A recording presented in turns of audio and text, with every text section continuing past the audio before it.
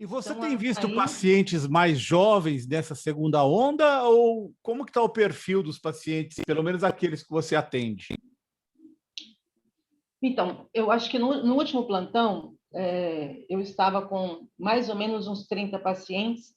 Eu tinha dois pacientes, um de 80 anos e outro de 92 anos, internados nessa enfermaria que é uma semi-UTI. Todos os outros pacientes, os 33 pacientes que me restaram, eram em torno de 47, 50, 60 anos. Então, a média hoje de pessoas contaminadas que precisam de uma enfermaria e de uma UTI são pacientes jovens, entendeu? E aumentou muito também o número de casos de crianças, de Hum. recém-nascidos, que estão precisando aí de uma internação em função da Covid-19. Então, Quem é o acho que a mais gente já jovem que tem você uma... atendeu? Foi uma paciente de 22 anos que chegou lá conversando com a mãe, né? E o triste, Azenha, é que a mãe deixa, né, os familiares deixam o paciente na porta do hospital e vão embora.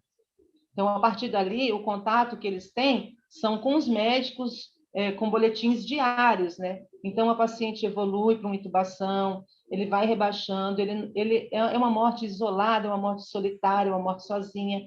Foi a Tamires, eu vou falar só o primeiro nome dela, né? Porque a Tamires, de 22 anos, que chegou lá conversando, com uma saturação baixa, mas precisou ser entubada e foi a óbito, infelizmente. Eu tenho vários outros casos. Eu tenho um rapaz, quando eu falo da relação de trabalho hoje, eu tinha um rapaz que trabalhou na rouparia, ele distribuía cobertores e lençóis em todos os andares, né? Chegava no andar, deixava, e ele trabalhava por dia. Ou seja, se você trabalha, você ganha. Se você não trabalha, você não ganha. Se você pega atestado, você não ganha. Então, ele estava já com sintomas da Covid-19, sintomas de gripe, febre, e ele ficou com medo de se afastar, ele continuou trabalhando, e ele desmaiou no elevador do hospital.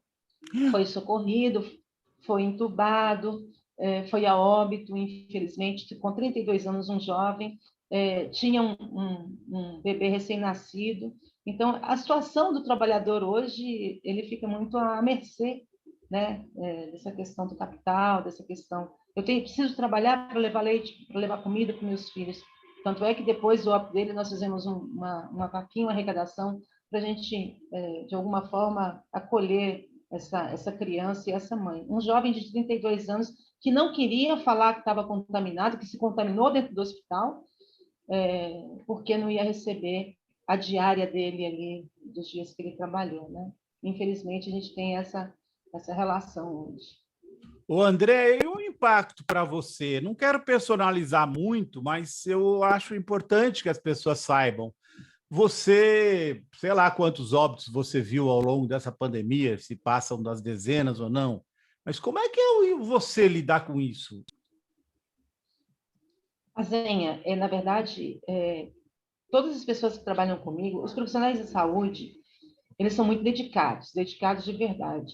E, assim, eu me recordo, no óbito dessa menina de 22 anos, a Tamires, o plantão acaba. Você trabalha, você vai trabalhando, vai atendendo, mas você fica arrasada. Hum. No início da pandemia, eu chegava em casa, tirava roupa, deixava do lado de fora, morria de medo de me contaminar. E, assim, a gente pensa muito assim, se eu me contaminar, não é tudo bem, mas, né? Mas o problema é você ir para casa, você contaminar o seu filho, a tua mãe, você ter contato com essas pessoas. Então, eu fiquei muito tempo isolada, sozinha. E as pessoas realmente tinham medo de ter relação comigo, de ter contato comigo. Muitos profissionais de saúde iam pegar metrô e ônibus, eles eram expulsos do Uhum. metrô. Por quê? Uhum. Porque a população acredita que nós, de alguma forma, lidando com esses pacientes, a gente distribui o vírus, né? Exatamente ao contrário, porque eu acho que o cuidado que a gente tem dentro do hospital, de usar máscara, de paramentar, de usar né, o avental, a touca, a gente tem muito mais cuidado que qualquer outro ser humano, né? É muito triste. Eu, sinceramente, tem dias que eu chego em casa que você vê a evolução do paciente. Você recebe o paciente, você conversa com ele, você vai conversar com os familiares. Você pede, eu geralmente peço, olha, ore, você tem que acreditar, porque essa questão do pensamento positivo, de você lutar a favor da vida é muito importante, né? Então, eu converso sempre. Aí você vê a evolução do paciente de forma rápida, ir para um UTI, ser entubado, depois fazer hemodiálise, depois rebaixar, depois ir a óbito. É uma situação muito triste. Eu acho que a vida está sendo banalizada. Eu imaginei no início da pandemia que as pessoas fossem dar valor a algumas questões, né? Em função dessa tragédia que a gente está passando. E aí, quando eu saio para trabalhar, eu vejo um bar cheio de pessoas bebendo, conversando sem máscara, banalizando essa pandemia, me traz uma tristeza muito grande. Realmente, você fala assim, eu imaginei que a gente ia passar por isso, ia valorizar mais as questões, ser mais humanos, de ter uma distribuição de renda, de pensar no outro, de diminuir as desigualdades sociais. Aí, realmente, eu particularmente, tenho pensamentos que eu não viveria hoje, Azenha, sem trabalhar. Se falassem para mim assim, Andréia, fica em casa fazendo algum trabalho home office, eu não conseguiria, porque eu sei o quanto é fundamental, eu me sinto muito útil, mas eu chego em casa realmente abalada e com muito medo de transmitir a doença para o meu filho, para minha mãe, para o meu irmão, de perder algum ente querido, assim, em função de uma irresponsabilidade minha, de não ter seguido os protocolos em relação à pandemia. Eu vi um barulhinho aí, é do seu filho? Caiu alguma coisa ao seu filho que está por perto? O meu filho está aqui no computador jogando, né, para variar. Esses adolescentes, ele tem 15 anos, é o Tem Eric. 15 anos. Aí você fica preocupada, né?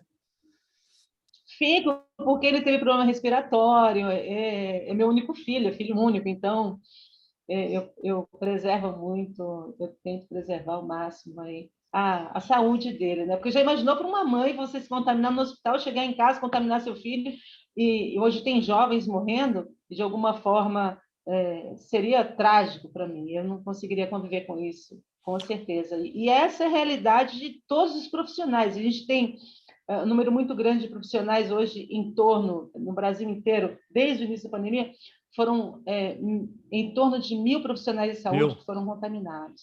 E desses Morreram, 1.000, né? Azenha, morreram. E desses 1.000, a maior parte, cerca de 70%, 80%, são mulheres, né? Mulheres que trabalham na linha de frente. Sim. Então, se a pandemia veio, se os profissionais de saúde têm um rosto, a maior parte são mulheres e são mulheres negras que estão perdendo a vida na frente da pandemia, né? É um cenário muito triste. Andréa, finalmente, você ainda tem muita energia, porque a gente está olhando uma pandemia aí, quer dizer, com duração até, a não ser que chovam vacinas no Brasil, com duração até a metade do ano que vem. Você tem estamina para viver isso? O que você está achando? O que você está ouvindo dos seus colegas? Eu acompanho muito noticiário em relação a essas questões, porque cada hora muda o cenário político, né? Sai um calendário de vacinação, primeiro era até metade do ano, junho, julho, agora é agosto, saiu uma época que era dezembro. Então, assim, eu geralmente penso muito, se existe algum dos governantes nossos defendendo a economia, ele deveria primeiro defender a vacina, porque a partir da vacinação da população toda é que a gente vai reestruturar e conseguir seguir em frente em relação à economia, né? Se existe alguém defendendo isso, seria importante ele fazer essa defesa. O problema é que quando a pessoa não acompanha, eu particularmente falo para as pessoas que convivem comigo diariamente, falo assim, André, é isso mesmo que está acontecendo no hospital? Ou a mídia está amplificando essa questão toda da pandemia? É uma grande pergunta que Eu, eu faço. e eu geralmente respondo, a mídia ela está sendo benevolente em relação à pandemia. Ao que se O vê. cenário é muito pior. Eu, durante o ano todo, eu nunca vi o cenário que eu vi de janeiro até hoje. Eu vi pessoas faltando oxigênio no meu hospital, né? Que ia chegar 2, 3, 4, 5 horas da manhã, mas eram 8 horas da noite e tinha pacientes saturando 85%. Então, são pacientes que precisavam já de entrar no oxigênio. No meu hospital não existe mais as medicações e está faltando Hoje existem várias articulações políticas para a gente, no protocolo de intubação, por exemplo, pegar medicação de outros países, O que de está mudar... faltando, André, agora? Ou que está mais próximo de acabar? Midazolam, fentanil, respiradores, né? Está faltando monitores, está faltando praticamente tudo que um paciente precisa de intubação. No meu último plantão, nós não tínhamos uma bomba de infusão. A bomba de infusão é uma medicação que precisa ser controlada, precisa ser colocada numa bomba, e não tem como administrar no paciente sem essa bomba, porque são medicações muito controladas. Para você hoje, nós temos lá 32 pacientes intubados. Se você estiver na enfermaria, precisar ou rebaixar e precisar de uma intubação, você não tem como ser intubado lá. Você entra numa fila no CROSS, você fica saturando muito baixo, comprometendo mais o seu pulmão, e quando você conseguir, se você conseguir, você vai a óbito. Então, esses números que estão passando na televisão, tipo assim, olha, morreu 1 por falta de respiradores, por falta de leite de UTI, morreu 2. Esse número é muito maior. Entendo. É muito maior. Entendo. Porque eu não sei se você concorda comigo, mas me parece que foram abertos muitos leitos, mas não foram nem contratadas pessoas, não se acha médico, e não quer dizer, né, o básico não tem. Então, Azenha, quando a gente fala assim, foram abertos muitos leitos. Por exemplo, eu tenho 10 macas lá no hospital para receber pacientes. Mas essas 10 macas são só 10 macas. Eu não tenho lá um monitor para acompanhar a sua saturação, a sua frequência cardíaca, a sua temperatura, a sua pressão arterial. Eu não tenho lá um respirador, que se você tiver uma parada respiratória, uma parada cardíaca, ou uma queda de saturação, você precisa disso. Então, assim, não é abrir leitos, são abrir leitos de UTI com todas esses equipamentos, esses insumos que vai atender o paciente de UTI, né? Hoje nós não temos profissionais suficientes para atender essa população, né? O médico, ele precisa estar trabalhando na linha de frente, tanto é que tem muito oftalmo, ginecologista trabalhando na linha de frente de Covid, mas existem alguns especialistas, por exemplo, a entubar para manter o paciente, para fazer uma prescrição em relação à sedação. Eu preciso de uma sedação, de uma medicação para fazer você dormir, Azenha, para você ser entubado, para colocar um tubo que vai da sua boca até o seu pulmão, né, para você respirar. Além dessa medicação, essa medicação tem que ser permanente durante o período que você fica entubado. E quando você acorda, você vê um tubo na tua boca, você vai ter o ímpeto de você arrancar. Então, por isso que esses insumos estão faltando aqui já na principal capital do nosso país, que é São Paulo. Estamos falando da Moca, que é um bairro nobre de São Paulo, né? De um bairro nobre. Eu fico imaginando o que acontece em Parintins. Então, Emerlino Matarazzo, por exemplo, que é um bairro aqui da Zona Leste, teve que transferir 7 pacientes porque tinha acabado o O2. Aí o Estado culpou a empresa White Martins, a empresa culpou o Estado porque não teve reserva. Na verdade, a gente vai ter que abrir uma fábrica, vai ter que produzir mais oxigênio, porque, sinceramente, de janeiro até hoje, triplicou a quantidade de oxigênio que a gente precisava para toda a capital, né? Então, não tem empresa... eu acho que a gente teve um ano. Quando a gente fala nós, quando fala... o Brasil teve um ano para se preparar para tudo isso, né? Os hospitais de campanha. Eu não sei onde foi parar, por exemplo, os respiradores desses hospitais de campanha, que não está disponibilizado aí. Estão abrindo, por exemplo, unidades para atendimento da Covid em escolas, né? Hoje, nós temos já uma escola que foi preparada para atender esses pacientes de Covid. Mas, na verdade, nós precisamos de setores preparados, que tem a régua de oxigênio na parede para atender esses pacientes.